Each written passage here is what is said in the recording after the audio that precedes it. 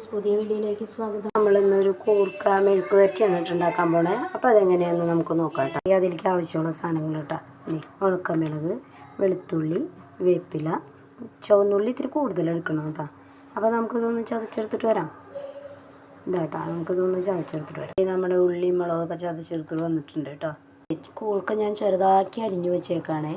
അപ്പോൾ ഈ കൂർക്കയൊക്കെ കഴുകി വാരി കുഞ്ഞിതാക്കി അരിഞ്ഞ് റെഡിയാക്കി വെച്ചിട്ടുണ്ട് കേട്ടോ. വെച്ചിട്ടുണ്ട്, ചൂടായിട്ടുണ്ട്. എണ്ണ ഒഴിക്കുകയാണ്. ഇതിലേക്ക് നമ്മുടെ ചതച്ച ഉള്ളിമുളകൊക്കെ ഇടാണ്. അതിൽ കറിവേപ്പില ഇട്ട് കൊടുത്തിട്ടുണ്ട് കേട്ടോ.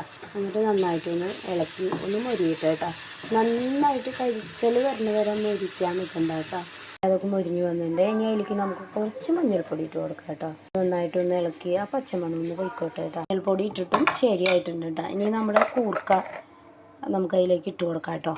ഇല്ല, കൂർക്ക ഇട്ടു കേട്ടോ. ആവശ്യത്തിന് ഉപ്പ് ഇട്ട് കൊടുത്ത് ഇളക്കി യോജിപ്പിക്കണം കേട്ടോ. നന്നായിട്ട് ഇളക്കി ഞാൻ ഒതുക്കി വെച്ചിട്ടുണ്ട്. ഇത് നമുക്കിനി മൂടി ചെറിയ തീയിലിട്ടാൽ മതിയേ. നമ്മളിത് വെള്ളം ഒഴിക്കണില്ല.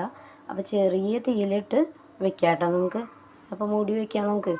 നമ്മുടെ കൂർക്ക റെഡി ആയിട്ട് ഇതാ, കൂർക്കയൊക്കെ നന്നായിട്ട് വെന്തിട്ടുണ്ട് കേട്ടോ. ഞാൻ ഇടയ്ക്കൊന്ന് തുറന്ന് ഇളക്കി കൊടുത്തിട്ടുണ്ടായിരുന്നു കേട്ടോ.